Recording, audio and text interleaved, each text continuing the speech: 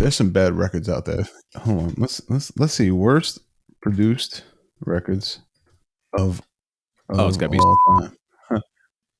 It's gonna have a whole catalog. You don't fuck with. Oh my god, no! Like other than if you those records did not age well.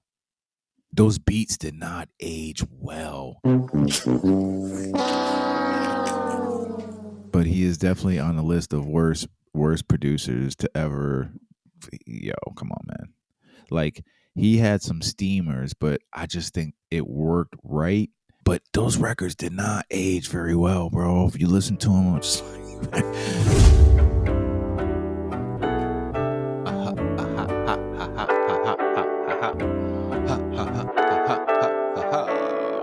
Yeah. Welcome to the Chop Shop. I am Eddie James, and sitting next to me is my trusty partner in crime. Yes, sir. Bro, co-host, Yes, DJ sir. React. EJ, my big brother, bro. My Yes, big yes. brother. EJ the OG. Yes. That's right. Yes. Welcome to the yes. Chop Shop, man. First episode. I am so fucking excited, man. So excited. Yes, sir. Woo! So excited. I gotta get a better woo. Hey, man. Speaking of chops, shout out to Hassan Maki, man. And Yes. YU, the 78er, Phase 1. Yes, The record yes. that you hear in the background right now is called The Upright. Hit the link in the show description. And you know who it's produced by? It's produced and arranged by my man, my partner in crime, my man Eddie James. Yes, yo. To the beat, yo. I was on the Yes, scratches yes. too. Yes, you The killed hook, it, the bro. hook. When you listen to the record, the hook, that's me on the cuts. My God. DJ React on the cuts. On the cuts. Man, what's up, man? Wiki. Our first I'm good, show bro. out the box, bro. Here we are here. Yes, sir. Thank you very much for coming up with the ideal of the Chop Shop. Because I was terrified of it at first. Listen, it took you a little while to get on board, but hey, we're here. Like I said, you know, Yeah. it's the first episode, and man, we got a fucking good one for you today, man. Everybody Yes, who's we do. listening, Shawn J. Period is here remotely because technology, right? Shawn J. Period is here. We're going to be talking to Shawn about his story and his production story and his come up. That's what this show is all about. Not just for producers, but for music lovers, man, and for everybody. If you're a fan of music, you're a fan of this show right here. This is going to be some good shit, man. It is, man. I'm excited, brother. I'm excited too, man. I'm excited. How was your week? Let's just start with that. Man, my week was great, man. Coming back from Florida last week. You're fancy. Yeah, man. It was knock it off, man. Fancy. Florida is great, man. I spent some time there, man. Got a chance to visit with some people I love, and the weather. Speaking of love, the weather was all love, bro. It was like 80 every day. That's great. I was here in New York City with the bipolar ass weather, hanging out with the rats on the M train and hanging out with the bums on 34th Street. It was a lot of fun. Needless to say, that is so cruel, man. We have the best city still the best city ever. Yes, I agree. But my week was good, and then after that, I ventured up into Stamford, Connecticut at my residency, Fortina Pizza in Stamford. If you ever want to listen to some dope shit and eat some pizza in the process, take your girl out, take your wife out, whatever you want to do, come hang out. Stamford. Yes. Super fun. Always a good time. And I play everything up there, bro. I play everything. Yeah. From fucking hip hop to you know how I get down. So the food's really wonderful. The food is amazing. The food is absolutely amazing. Anyways, shameless plug, Fortina. Yes, very good stuff. Yeah, man. Talk your shit, bro. I'm talking. Yeah, man. just like you said, man.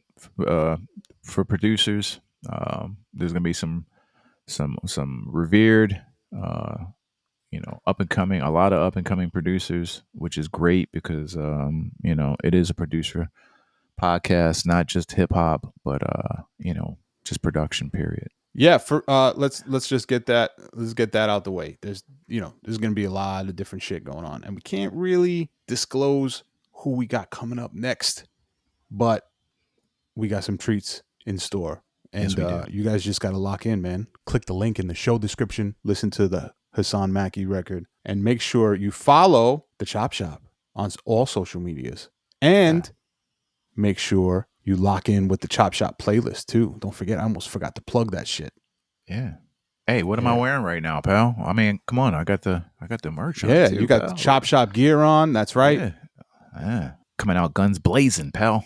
But more importantly, pal, my friend, Yeah. it once again, for the producers, man. This is For sure. Yeah, we're gonna have a great time, and this is just normal for us, man. I mean, we found ourselves talking about producers and production on the Every phone day. and every day, man. Anyways, back to Shawn J. Period. Dude is an absolute OG and has been in the music business for quite some time now. And if you don't know, you're about to find out, because Absolutely, drumstacks.com is one of the dopest sound packs around. Period. yeah. End the story. Wow. Yeah. And the best part, not only is Shawn paying it forward by sharing his stuff with the world, but it's all drums curated by Shawn himself. $39.99, one-time fee, and you don't have to pay anymore. That's it. It's $40. No, Shawn will kill me if I say that shit. $40. Sorry. It's $39.99. Yeah. That's really dope. I have them. I enjoy them, and you use them all the time. I do, monthly, and then monthly, man. It's like waiting for Christmas, man, because some new drums are coming, and you don't have to pay for them. Like waiting for something new to drop. Yeah, Shawn drops. That makes sense, man. That's actually 100%. Some great. I mean, that's just a great way of selling your product, man. Without any further ado, if you're in your car, wherever you're listening to the show from, make some noise, pull over, pull up a seat. Shawn J. Period's in the building. Yes. Dude, listen, I appreciate you coming on the show, man. First show, first guest. You know Thank what I mean? Man. Yeah, it's an honor. When I found that out, I was like, oh, wow, okay. Yeah. First of all, this producer, for me, was very instrumental in my come up, period. I remember distinctly in around 95, 96, looking on records because I was heavily buying records and just looking for inspiration. And I believe the first record I came by was Universal Magnetic.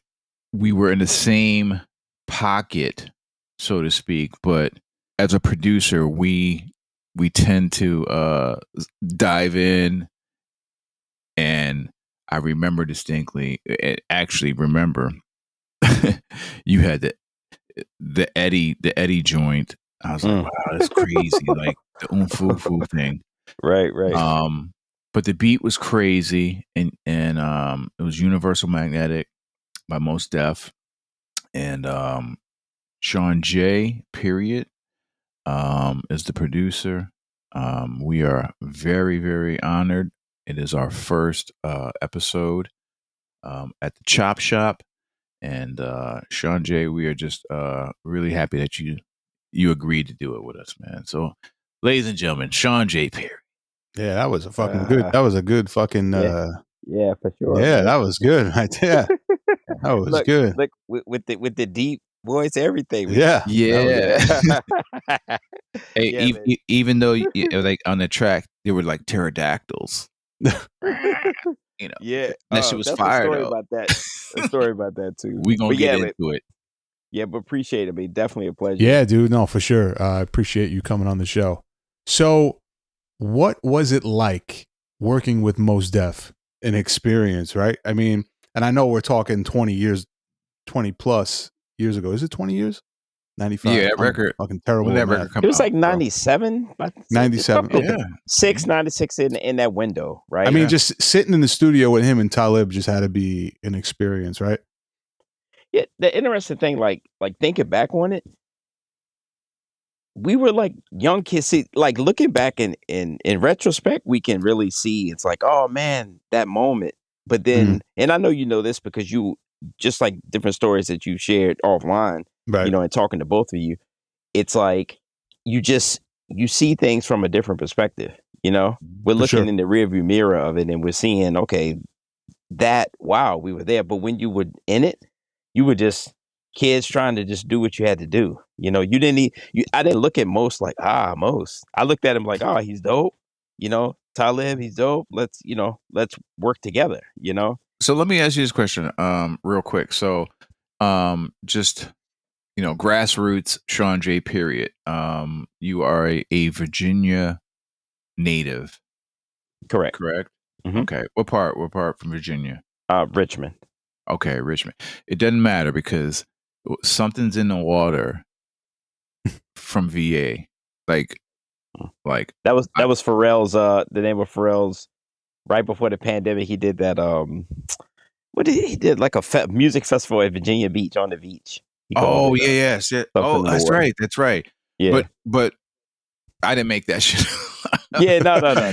I didn't make it up. I was dead serious, man, because all the producers, every single producer I know from Virginia is fucking fire. Seriously. Thank you, man. Yourself, you got Knots, there is Bink. I mean, there's Bink. Oh, Bink is There from is, VA I too. would count D'Angelo in that, even though he's an artist, he's a producer, No, but he was beat making too. Yeah. But there's so many producers, man, that come out of VA. There's Timberland. Right. Pharrell. There's Chad and Pharrell. Right. I mean, we're talking like seriously, like it's crazy. Like there's a new kid right now, Drew Dave. Okay. Drew Dave is amazing.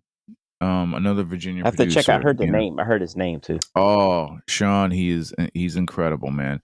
But say that to say this, man, that your origin story. How did you end up in New York? Well, I mean, obviously, New York was the initial impetus for hip hop, right? And it's like a ripple in a pond that the rock entered the water and it just spread. And as it spread, it blended with the different ideologies of a local area. That's why, as it goes to the South interpreted it a certain way, the West Coast interpreted it, and as it goes further out. So, I ended up in New York because, obviously being exposed to hip hop, and a lot of times people would, bring mixtapes down, and we would watch certain videos and stuff like that. And, just like anybody else, we would just, observing the growth of hip hop, enjoying it. A lot of times artists would come through town and tour at like the Richmond Coliseum. Like my first concert I went to was the New York City Fresh Fest, right? Which I think was which was like one of the first. Recently, I was looking at it, and the first Houdini, beat Fat Boys, Yeah. Run DMC. Yeah, I think like Davey DMX was on there too, like as a obviously probably add on or whatever like that, right? It wasn't necessarily on the main bill, but I remember my uncle took my cousin and I. It was a school night. Yeah, I think it was a Sunday. They had the concert. I remember it was a school night. Took us, in his Volkswagen Bug. You know what I mean? And it was like, so motherfuckers all cramped up in that. Yeah. Like a clown car. Yeah, exactly. I know. Yeah, I have to actually thank you for that too. Sometimes, I have to reach out to it, man. Because look, no other. My parents were gonna take us. You know what I mean? And this is so I got to reach out to her for that. Those were the fucking days, man. And like, and we all had tight jeans on back then. I don't remember. Like we were rocking either acid wash, like two-tone stripes, whatever. The Lee stripe jeans, Lee stripe pants with or either 501s, like they were tight. especially around that time. Yes, Yeah, you're I right. get it. Yeah, You're right. With tight all the way down, not like these where it's yeah. like baggy up top and tight at the like the egg, toward the calf. It's like tight straight, like And I probably had there was like 5 motherfuckers in the bug, like. Yeah, man. Yeah, but it was great, man. So then, obviously progressed on, and then was in different groups with different people throughout high school, and this guy named like Rusty. He ended up being a DJ, and then we did just a bunch of people, right? So, and then my cousin Jeremy, uh, and he went to VCU, and then I was a year behind him, and then, but actually previously before in high school, the DJ who ended up he ended up helping us to get signed because his aunt was Carmen Ashers Watson. So she basically was like running, part of Def Jam and then Rush Communications, in a leadership position. So Mayor knew Bobito, from interning at Def Jam in the summer. So yeah, so as we worked on Cucumber slice. right. So as we worked on the demo, we were fortunate to have an outlet to, we tried to send it to, you send them in the mail and you send it to, different people, whatever, but we had a direct connect. So once we worked on the demo and he gave it to Bobito, Bobito, like we didn't sign to Def Jam or anything like that, but because Bobito and Stretch had the show together, Stretch was the A&R at Big Beat Atlantic. So that's ultimately how, we connected, with Big Beat Atlantic. And then once we actually probably signed the deal in 90, late winter of 91 or some round in there. And then we moved to New York in 92. So I was in school. Crazy. Yeah. So I was in high school. I mean, Jeremy, I think he was his third year. And then Mayor and we were in our second year because we graduated together. And then so wait. You were still in high school. No, college. We were in college. In college. Okay. Yeah. I thought you was talking about high school too. Yeah, no, I'm glad you said it. No, we graduated high school together. I was just trying to get the timeline straight. So my cousin was at VCU, and then I went to VCU, and then Mario went to a school, historic Black college, St. Paul's down in Virginia as well. So that's amazing, man. So you literally, it had to be scary to pack. Like, we're going to the city. We're moving to the city. We're talking about your group, right? Down south, right? Correct.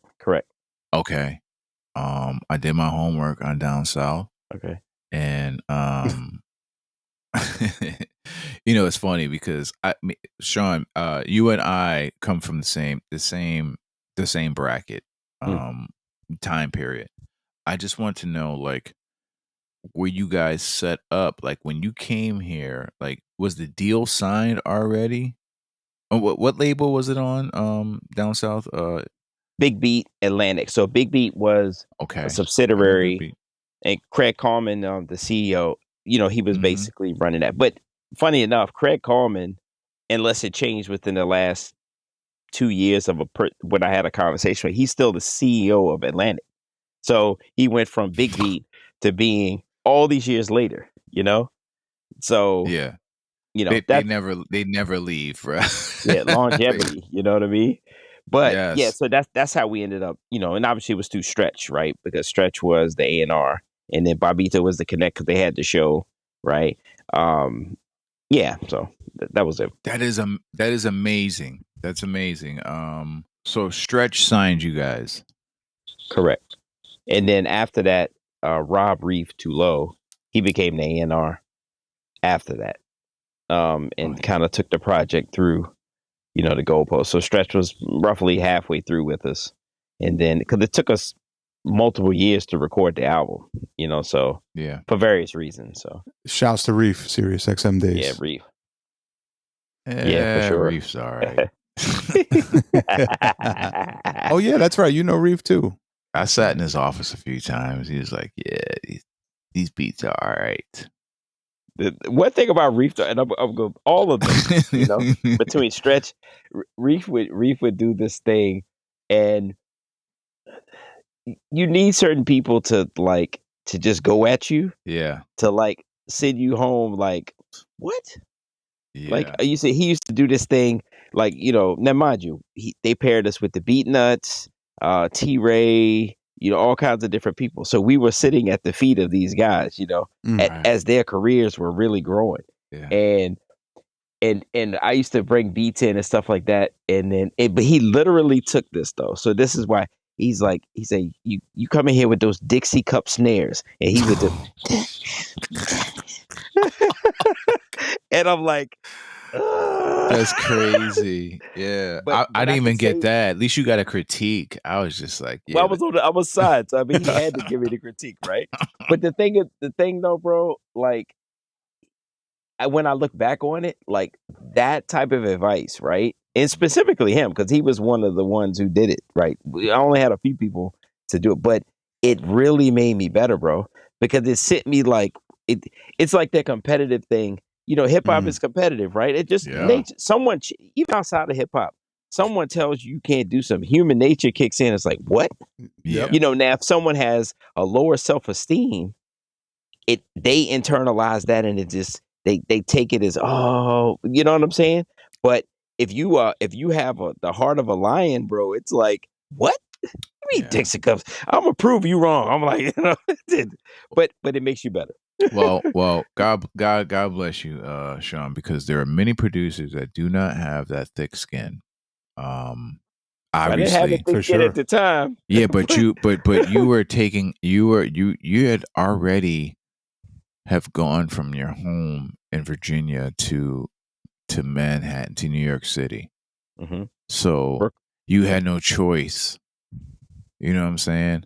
Right. Like you really did. You really didn't. So you were. I'm guessing that you were, willing to accept all critiques and learn from it. Yeah, it was hard though. It was hard. And the thing is too, you had mentioned earlier, you were saying about, I think you were getting ready to go into this question about like the support system. What Yeah. support system did we have Yeah. coming here? And the beautiful thing that Mayor really, you know, it was his family that embraced us. We moved with his family in Brooklyn. We actually were a street over from Biggie. So we saw we saw Biggie when Biggie was on the block Yeah. before he really got signed. That's He crazy. would just it'd be here Junior Mafia up at like, the corner, at the bodega, Yeah. I would assume I know what they're doing, but it's like, but cool. It's like, what's up? You know what I mean? Yeah. But then because like let's say Reef and Stretch, all of them ran in the same circles with Maddie C. And I think Maddie C was the my one God. who Yes. Yeah.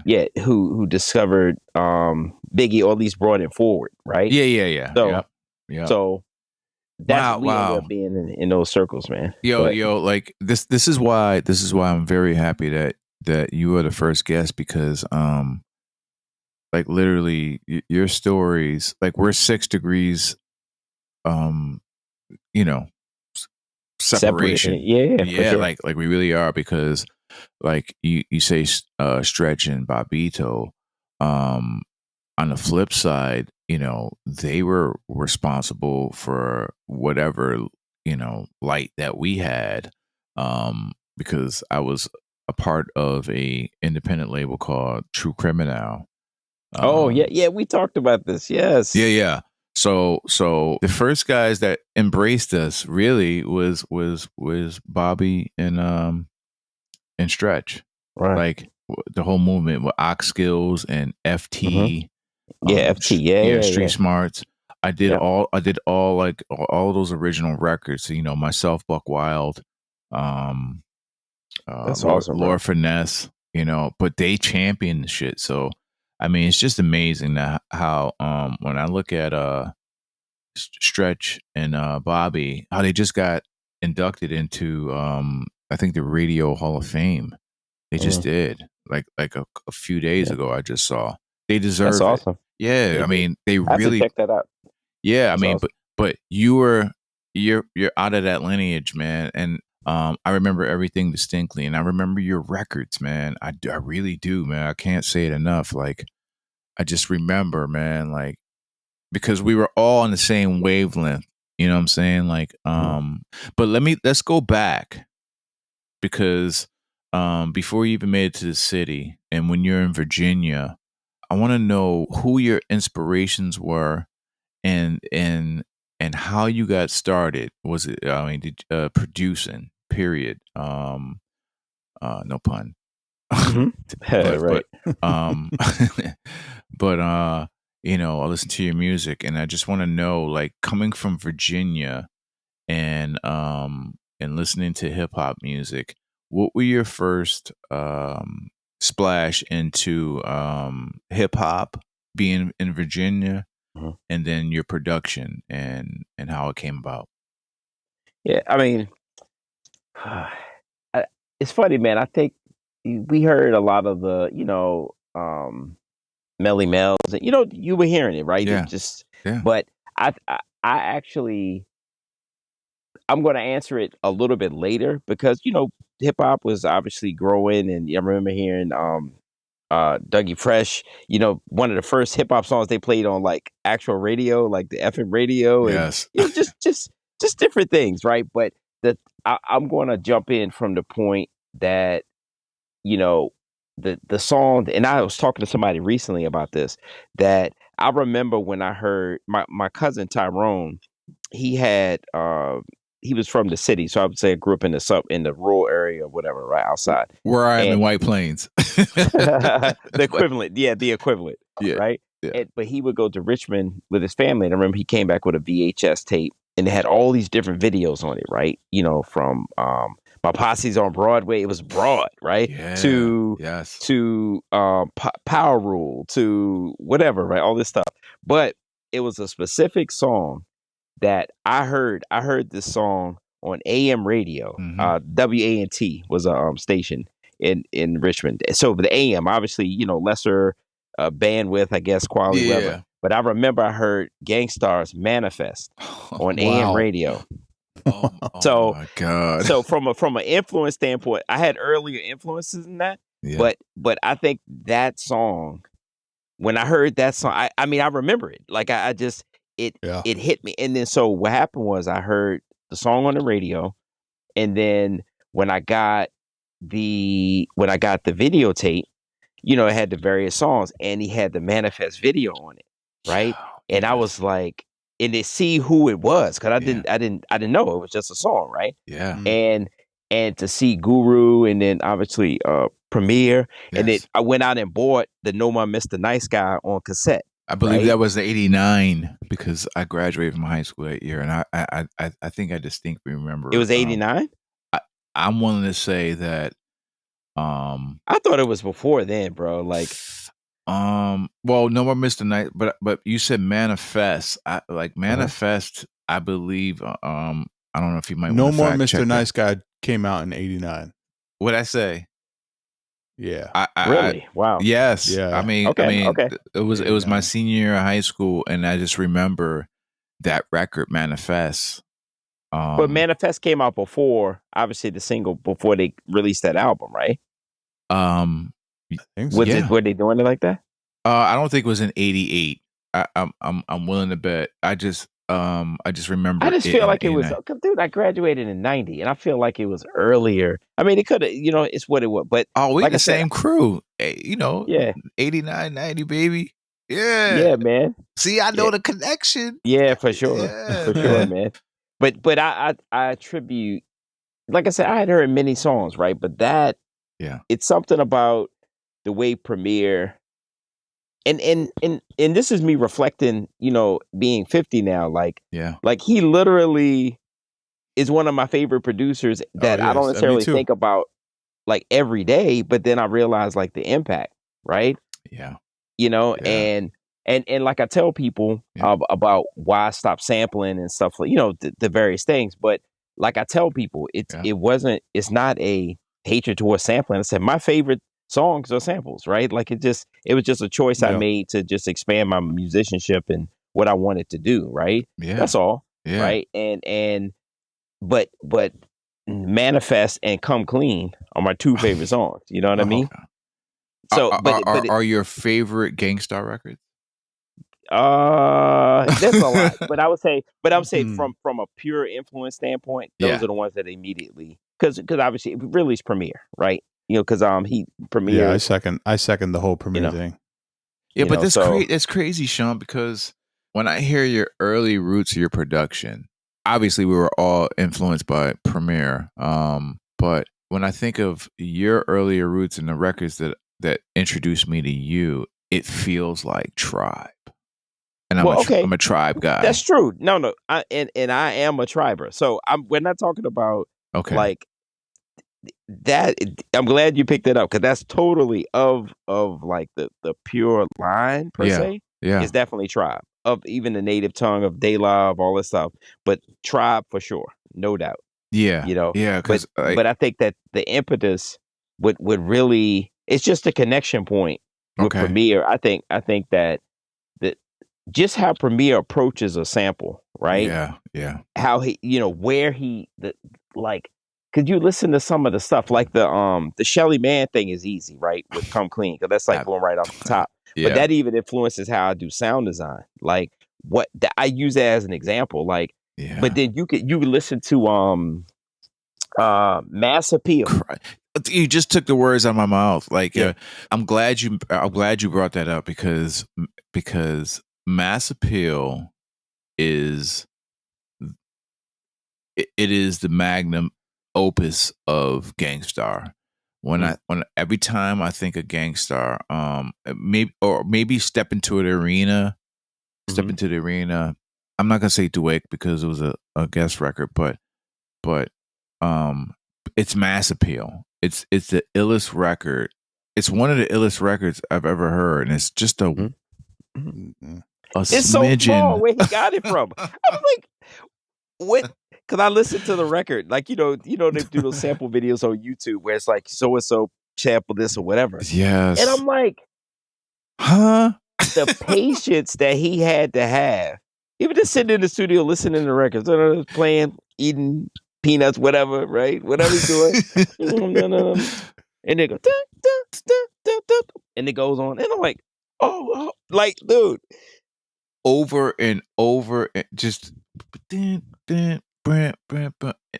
over and over, just that the one bar. You know what I'm saying? Like, and he could do that. Not many people could take something that had a repetitive nature and still make you like it still grew. Because if like even back in the day, obviously we were into loops and stuff. Now new music really evolves and changes and drops and does stuff like that. Yeah. But he could literally take that scratches and it just like you could just listen to it for hours.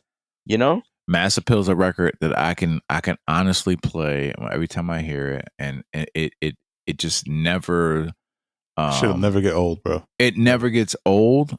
That's right, React. It never gets old, but it's super repetitive. But it, how you find that magic, and and it's with the triplet kick though, because you yes.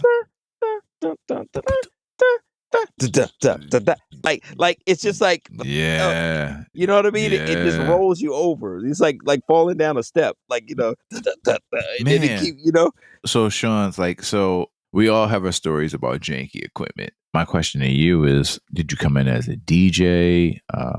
Obviously you were MCing, I just want to know, like, did you come in as a DJ or a producer, and just your origins of like the first piece of equipment? I mean, did you have to go through, I had to go through pause tapes, did you do the pause tape? Just your first things of production. I would say that to answer the initial question, definitely came in just as MC. Production, as I mentioned earlier, was just more of a function for the MC, to have something to rap to or whatever like that.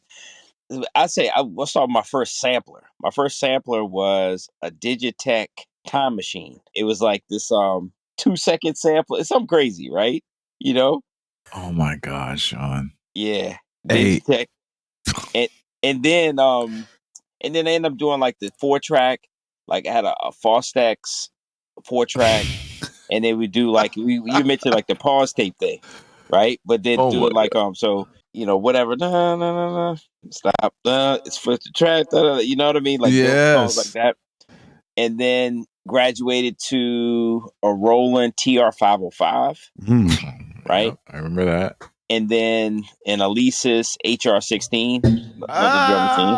Okay, so Yep. that's interesting because it's crazy that you say that, because the first things, like, I had the little Casio dink, remember jam it on the one, jam Right. that was the Casio, The Cosby edition. yeah, the Casio one and shit and dink, like you would, but I was tracking, but it's not about me, it's about you, what you just said, like you said Digitech.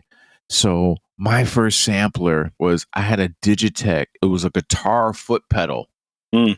The Digitech 5,000 or 8,000. It was like a little blue pedal. It had two pedals. Mm. Yeah, it was like literally like two little pedals. And you can jimmy it into the mixer, right? Mm. And shout out to my cousin Seth Marcel, because this was his equipment. But you said Digitech, right? Mm-hmm. And then you mentioned the Elise's drum machine. Mm-hmm. So that was his equipment. This was my first generation of really tracking, and we had like it started off with a Fostex. Mm.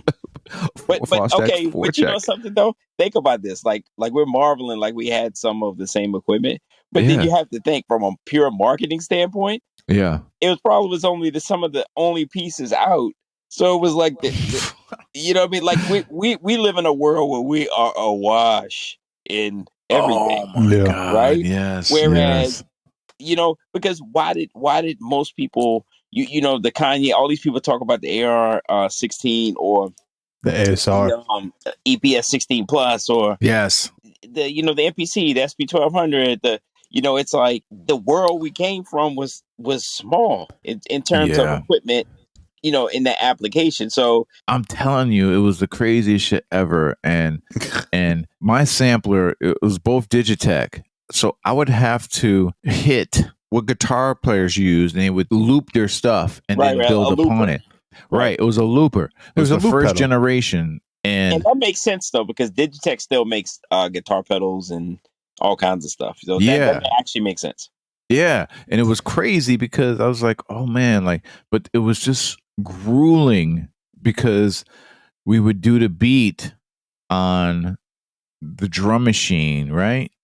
And lay that down and then hit the samples, get our samples. And we literally had to, for 3 minutes and 30 seconds or however long the song was, we had to tap the pedal on beat.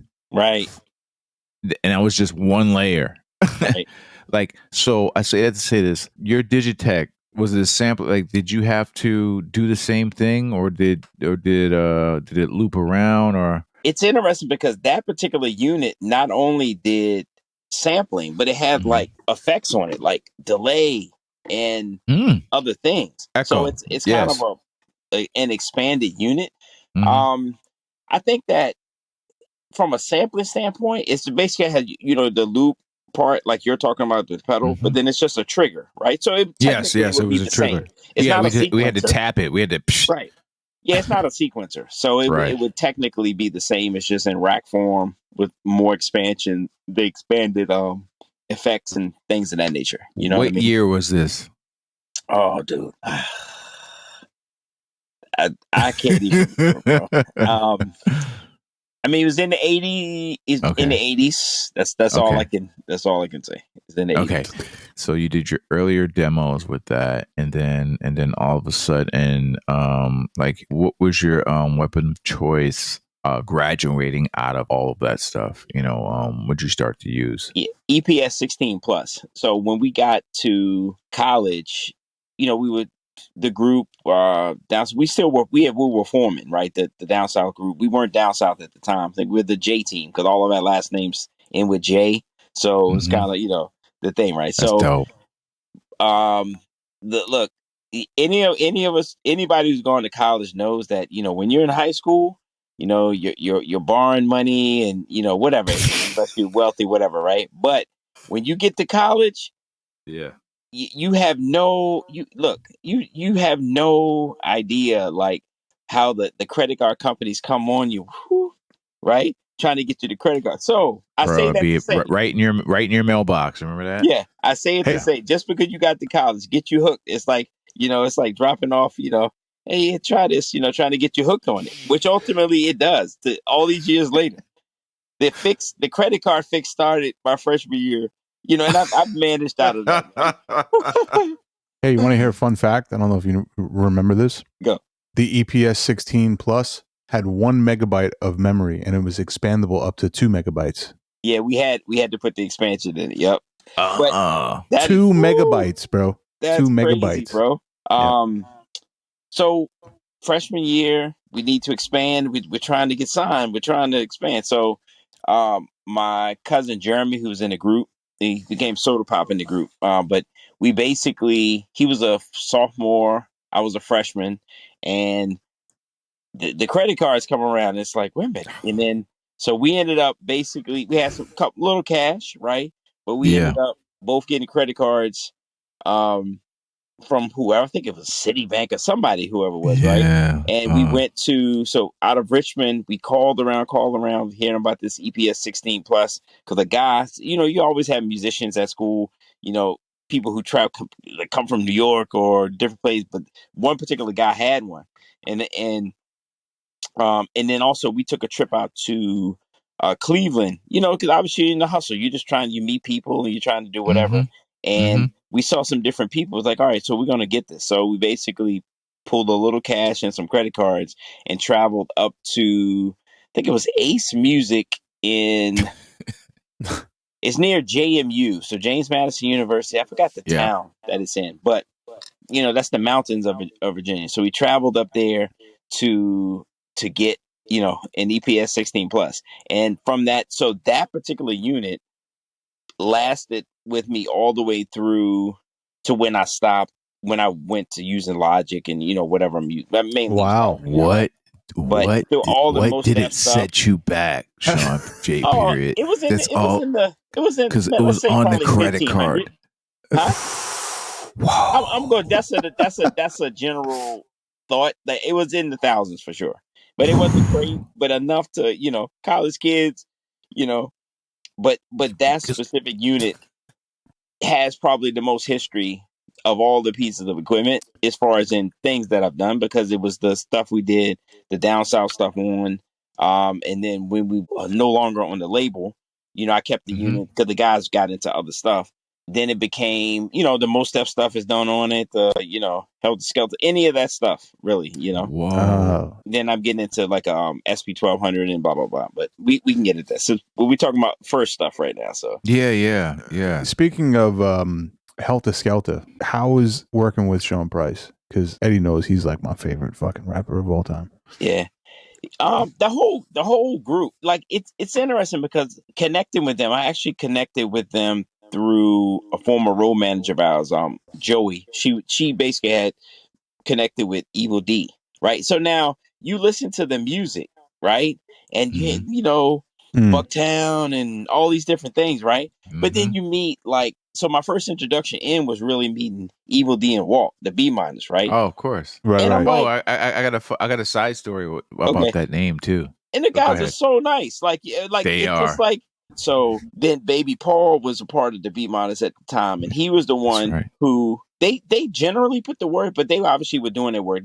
But Baby Paul was the one who he basically, because he was working with them. I think he did La Fly Score Sky or something like that, right? Oof. And that was kind of the introduction to them. But then Evil D was like the cosign. It was like working on two different fronts to to promote me to them. And then when I met Buckshot and Drew, it was like, it just was cool. Like the thing is, to all of them, bro, like Shawn, all of them, just super cool, man. Like, and I didn't grow up as a street cat, right? Yeah. But moving to New York, obviously I'm street adjacent, right? I didn't grow up in the streets, but I'm street adjacent.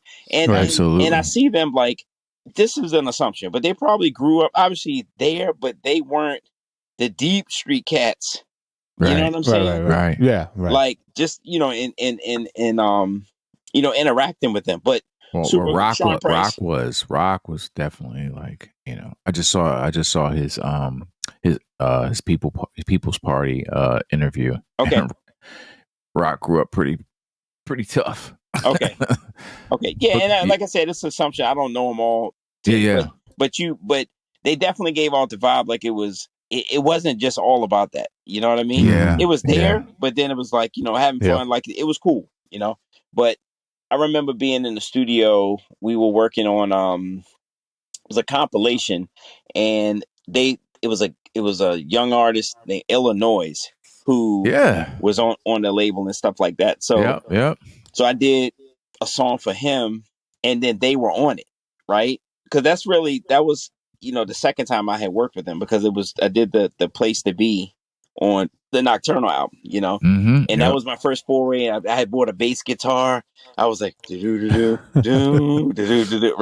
Oh But snap!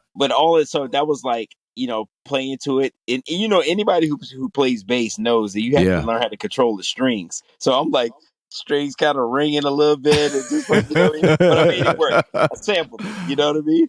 Yeah, that's But dope. yeah. So, but yeah, no, Eh, Sean's dope.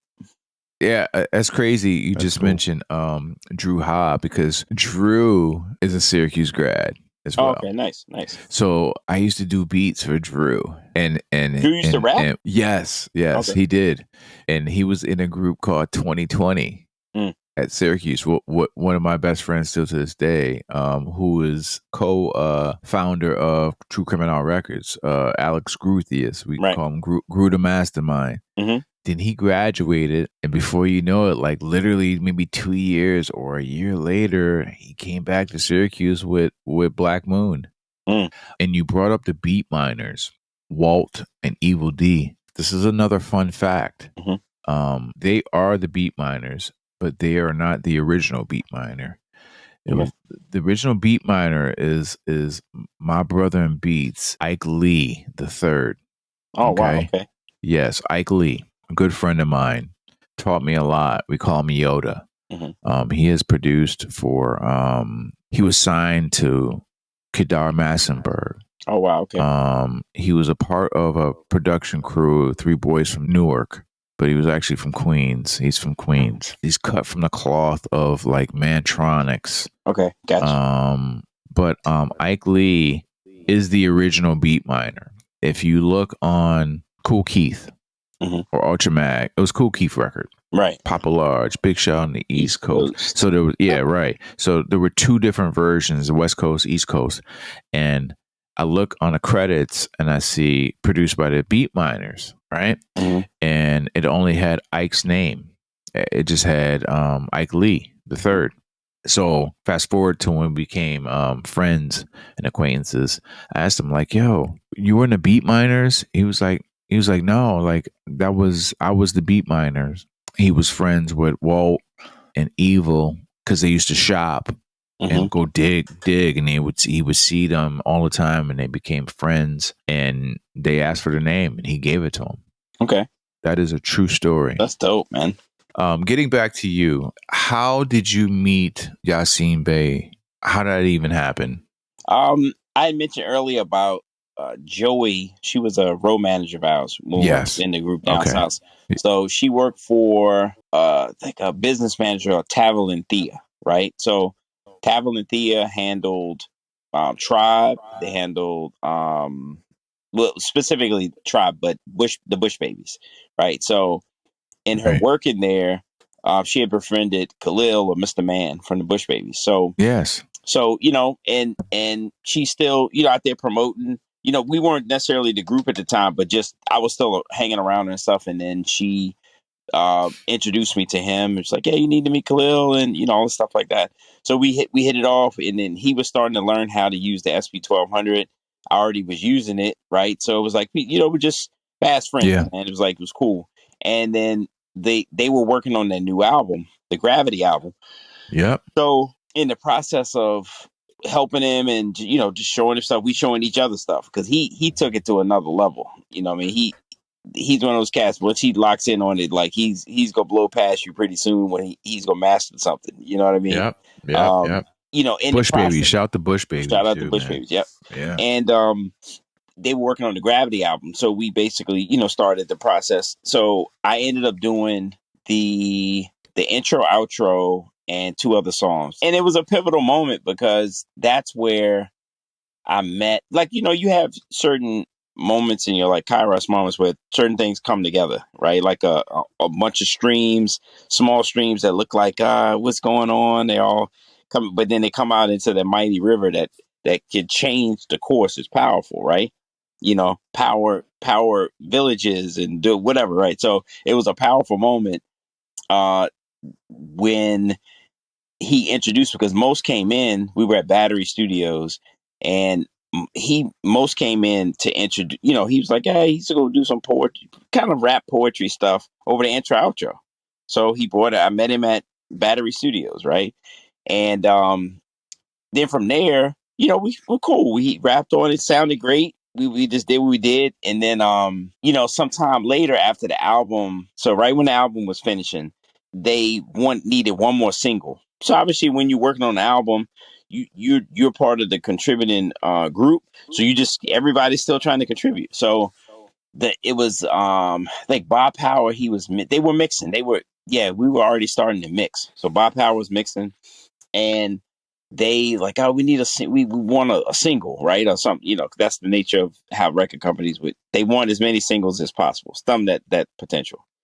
And so in the process, I end up coming up with Universal Magnetic, and they ended up not using it, but it became a song that, a couple of weeks later, when Mr. Man brought Most to the house, he ended up, picking it, and so obviously that's a story for, encouragement for producers. Just because one person doesn't use it, the next man can. For sure. That's some shit. Yeah, bro. You always hear people passing on beats. Mm-hmm. But Recently Mad Skillz came out and had a beat tape, and he showed the tape, had Jay's handwriting on it, and he was scrolling through the tape, listening to the tape, right? And the Far Side record comes on, and he's like, "Oh shit, I fucking passed this. I passed on this record." Wow. Imagine, yeah. So it was one of those things where it's like one man's trash is another man's treasure. Treasure. Because I mean, that's Passing Me By is like one of the biggest hip hop records like ever. So right. it's funny that you said that, because I watched that video yesterday, 2 days ago, and he was like, "Wow, this is the tape." Like, he was shocked. He was like, right. "Wow, this is the tape. I found it. This is the tape that has the original beat on it that the Far Side took, that JD gave me before the Far Side took it, and so, I passed on the. We're talking about we're talking about Run, or we're not talking about Passing Me By, right? My bad. We're talking about running. Right. My bad. Yeah. That's right. Yeah, we're talking about running, not Passing Me By. Yeah. See, fucked up my whole story. Damn. No, it's still the same. It's still the same. It's just yeah. Right. Yeah, we're talking about running. That's right. He passed on running. Mad Skillz passed on the running beat. Yeah, but the thing is too, and I didn't even realize that in doing the Mad Skillz album. Oh yeah, that's right. You worked with him too. Yeah, definitely. Like I didn't know him from Virginia, but because he was signed to Big Beat, when I became an independent producer, wasn't signed anymore. Rob had connected me, so it was just like, chopping beats and stuff. He ended up picking. I did 3 beats on there, and right. Well, we got Inherit the World, all in it, and Street Rules. Right. Yeah. And the thing is too. But Jay, I didn't, you're just doing a record and there's different producers on there, but like there's a lot of people on it. But like Dilla, or JD at the time, right? He was on that record too, right? So it's like, oh shit, so it's like some of the first records the Mad Skillz was the first record I did that was released as an independent producer outside of the group. You know what I mean? So it was the turning point. When I talked about those Kairos moments, the turning point to lead me down the path, you know what I mean, of producing and stuff like that, independent wise. Yeah. But if you listen to Running and the song that that Mad Skills picked, they were in the same vein. You know what I mean? Like it had if I man, what is it? So the running is in my mind now. I'm like I can't think of but they had the certain feel to it, right? So right. I don't think he wouldn't have obviously made running it would have been different, Right. So it's good that he passed on. It's good that he chose the one he had, Right. Yeah, man. I listen. Your story is common. It's crazy. yeah. Well, I mean, listen. It's inspiring. You know what I mean? Yeah. Like now that I'm getting back into the swing of things, like with production, when I have the time and whatever the case is, I'm always struggling to find the sound. And I find that I'm starting to realize that less is more. Talking about drums and now I guess now with drum stacks, super dope idea. And me and Eddie were talking about it.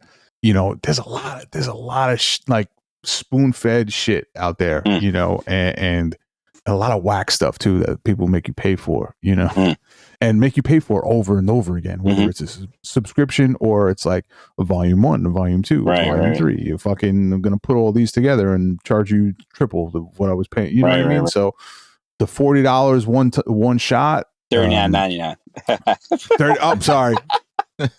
I'm sorry. No. Sorry, I charged charged the juice 1 cent juice. I'm obviously, sorry. No, but it's part $39.99. Pay one time, $39.99. So the rhyme, pay one time, $39.99. Pay one time, $39. Makes sense. Keep it hip hop. I understood.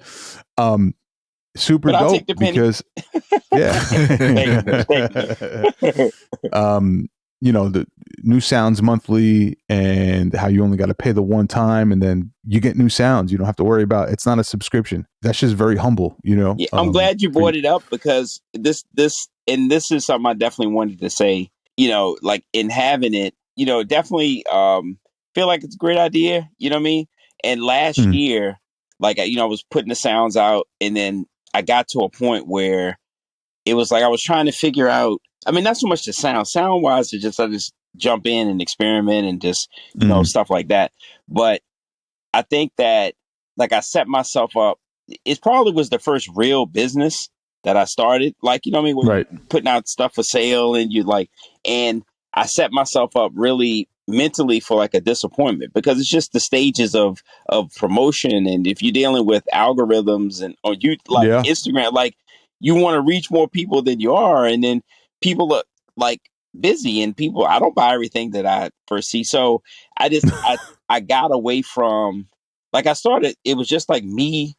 This is what I would do for myself. I'm just sharing it, right? And just, people help pay and come along, with it. But I just psyched myself out in the process of it where it was just like, I lost my way on it. It was just like, okay, I'm putting out the sounds, I'm doing it. And I just started to become discouraged. And it's just, it made me just like, okay, I just need to like pull back and like revamp, and like we had talked about like offline about just like mental health and stuff. It like I went through like a little depression behind it, man, because it was like my expectations were like, I positioned this thing, right price and, it feel like I'm doing something quality and all this stuff like that. And it's something that's common to everybody who's trying to just do something, right? Like, but case in point, man. Yeah, like we were talking, and I want you to tell me, a little bit what we were talking about too. But I stopped putting the sounds out. So I'm obviously gonna go back, just pick it up and, keep going and stuff like that. And I let people know, that, but those who are wondering, hey, what happened, in the value they technically have gotten, but I because I stopped, I didn't release during those months and stuff like that. And now I'm back to like, okay, I'm really, I want the sales and all that stuff because it just helps, right? To do 100% equipment or whatever. But I'm back to like doing it where it's like I want to hear the sound. I want to discover like certain textures and all this stuff like that. Like I went out and bought this transformer. Like I'm getting into all kinds of stuff, right? Like Transformer Sound design. design is crazy. Yeah, Sound design is fucking crazy. Yeah, it was Yeah, this it's crazy. is this guy in California, Big Noise Radio. He sells these transformers. Like he makes these units you run your stuff through. You know what I mean? Oh And yeah, right. I was talking to Stolen Drums. Stolen Drums had just ordered a piece from him before I got to it, right? So it's just the whole pursuit of texture and stuff. And Yeah. like I'm excited about it to really get back to releasing stuff and just pick right up. You know what I mean? And I'm grateful for the graciousness that people gave me when I just took that time off, because it's mentally like it was like, dude, other things in my life were like good. And it was like this thing threw me over here, man. And I'm like, and I guess, not having gone through, I've gone through mental issues. All of us are crazy in some sense, right? Like, don't think I'm saying all of us have something going on where we're trying to, like, that thing is just not processing right. Like it's glitching. And absolutely. but in the process, I realized it scared me though, because it was like, wow, I'm feeling really down about this. You know what I mean? And I had to regroup. So, not to make it too much about that, but I definitely enjoy doing it. I'm appreciative of all the support. You all, support Eddie, got something toward the end and stuff. This is the beautiful thing about what we do, man. Like for me and for React, we're all about the working producer, guys who are unsung. That's the word.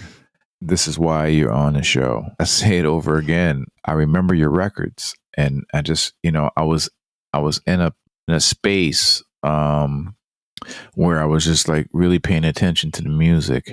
I remember I went to Fat Beats, because shout out to Eclipse. Yeah, those are the homies. Yeah, and I remember just going there, and I copped the Universal, and the Body Rock records, and I was just like, yo,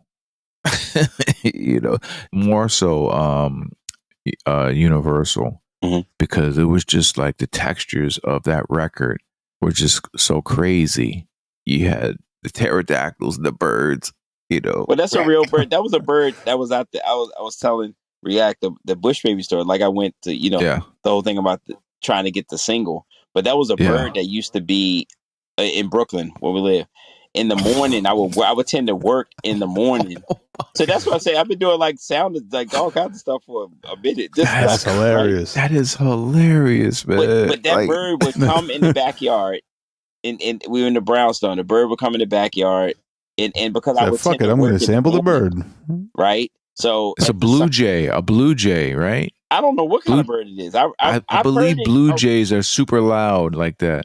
I have to find. I've heard it like still being in New York. I've heard it periodically, but it just was like, dude, and it felt like the same bird. It was just like, because it just you keep coming back, bro. And I remember thinking that morning, like that I had left the studio that night, got a nap, was up trying to work on get this single to go. We were going back to the studio, Universal that what ultimately became the Universal Magnetic.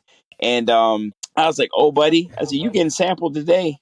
I said, I put that mic out that window. You know what I mean? And I'm like, dude, you keep coming back. Yeah. And I remember saying, like, I said, hope this guy don't come back and sue me for publishing. You know what I mean? Oh my God, man. Joking to myself, right? But funny. It was on there. You know what I mean? And it's funny. A lot of people mention that. You know what I mean? The bird, like it's hilarious, man. Like it's hilarious, but it was all dope. I was just like, because I was thinking to myself, like, man, I was really studying everybody. And I was just like, wow, he has like other things going on. And then it was like the do do do, and then there was like a voice, do do do. You know what I'm saying? Like, yes. So I was just like, oh my God, there's so many fucking levels to this record. Yeah, that was one of my favorites, but I made it so, like, with the trap guy, I ain't making it 20-some seconds, right? But it was like, it was definitely overnight. It just came together, man. It was and it evolved over time. The thing, like you mentioned about the bird, like Rich Mason, who works with Most a lot, doing like promoting like the tours and whatever he does, right? He brings it up and like, just so it's like, but that record, like something simple like the Rhodes, right? How the Rhodes is probably like, so I took a single note, right? So Yeah. dun, dun, dun, dun, dun. Dun, dun. But I Yeah. played it over itself at least probably 30 times. So I played it at different times. So that's why I was going. Oh my God, man. See? Fucking genius, right? That's genius. Yes, But yes, it it was is. just like going. And then and so the thing with the sound that the record you ultimately heard, the do, that wasn't as Yes. pronounced in the original, because most had me being, I was growing in my Christianity, had just rededicated my life, and most growing in Yeah. his, I think he was a Sunni Muslim, right? So Yes, he's yes. growing. You He's are. growing. So he read a Yep. book, and I don't know what the source of the book, but he read a book was talking about um bass string instruments evoking evil spirit, whatever it was, right? Horns and Yeah. whatever, right? So that's why in the beginning of Universal Magnetic, he go "Ba, ba, ba, ba, ba, ba, ba," right? Oh, That's why yes. he did it Yep. with his mouth, because it was kind of like this whole, it wasn't a horn, it was his mouth, right? And Yeah. so then I had to, from that, he wanted the beat, but to honor him, I Oh, there it want. is right there. There it is. Yeah. Play it again, Riyadh.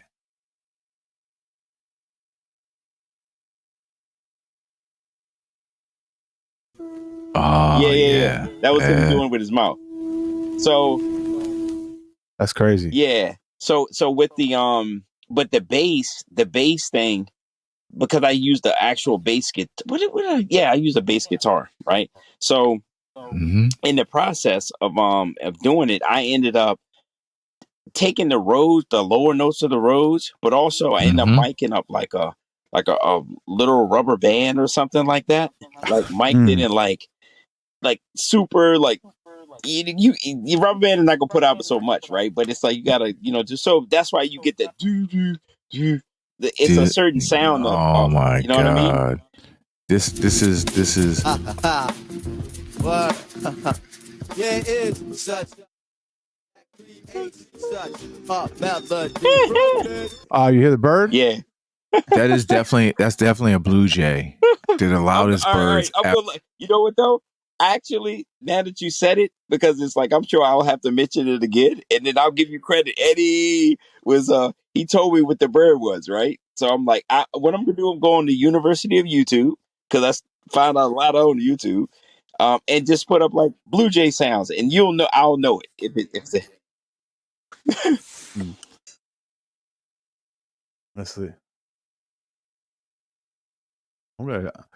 Yeah, I gotta check now because you're gonna fucking. It's gonna. Yeah, man. But yeah, fun stories, man. Bird Jay. Here we go. Bird Jay call. Irritated Blue Jays. That sounds like he'd be from New York. Hold on. Let's see what that one sounds like. Nah, It? that's not it. Nah, he sounds pissed though. But I'm gonna search No, them. ladies, it's a living dream. It's a living dream. It's a living dream. Love, life, recognize all areas. And you hear the right? Yeah. That's the other sound he was making too. It was like so, but that's all percussion, man. Before we head out, I did want to bring up a point about producers back when we were coming up. Some were sharing and a lot of them were not. Right. And what I mean by that now, there are a lot of producers right now in this day and age that are very unselfish. You being one of them, obviously, with your drum stacks and everything. But back then, man, everything was so secretive and just like they just weren't willing to give up. Did you have you ever had to, were you on your own or did you have an OG as far as producers? I mean, I know you worked with Q-Tip when you had him in the studio, obviously, which is Yeah, but I never you know, worked too directly with him. It was more, just right. his presence. Yeah. So, but I would So say what the B minus, the um beat nuts, the certain people that we okay. came in introduced with the drum down south. But then eventually it became, you know friends like 88 Keys and all kinds of different people. You know, Dr. Butcher. You know what I mean? Yeah, he was the one who actually, you know, he helped me a lot. To learn the SP 1200. You know what I mean? He was a Christian. He's a Christian brother. Led me, you know, exposed me to the church more. Like he's definitely one of my, you know, all of that, man. Yeah, that's really dope. I mean, I just felt like but were you like that per se? Okay. Yeah, not necessarily with close people, right? Like people, okay, we would share sounds here, but in general, it was the culture. Everyone always tried to hold back on somebody, you know. And even today, don't be fooled. People hold back, but they just now. That's what I was getting at, because here come the jokes, because you know the sound drum stacks. I know there's a Shawn J secret super duper kit that you're holding on to that we cannot access.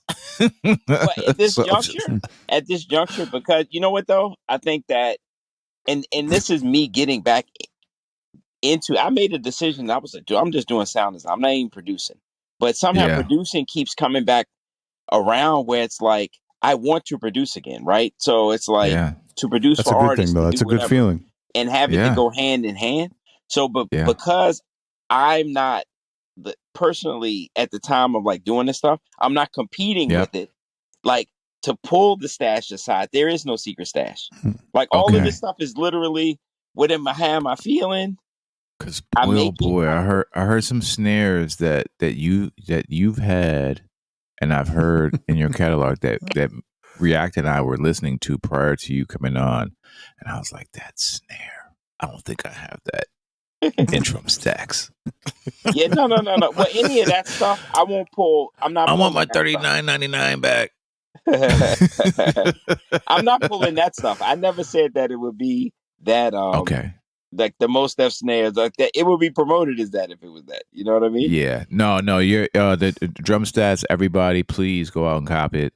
It is truly wonderful, and I think it's just it's groundbreaking what you did. You know, like, you know what? Guess what? It's one price, and we're not just gonna keep beating you over the head for $29.99. That's the best or part. Whatever.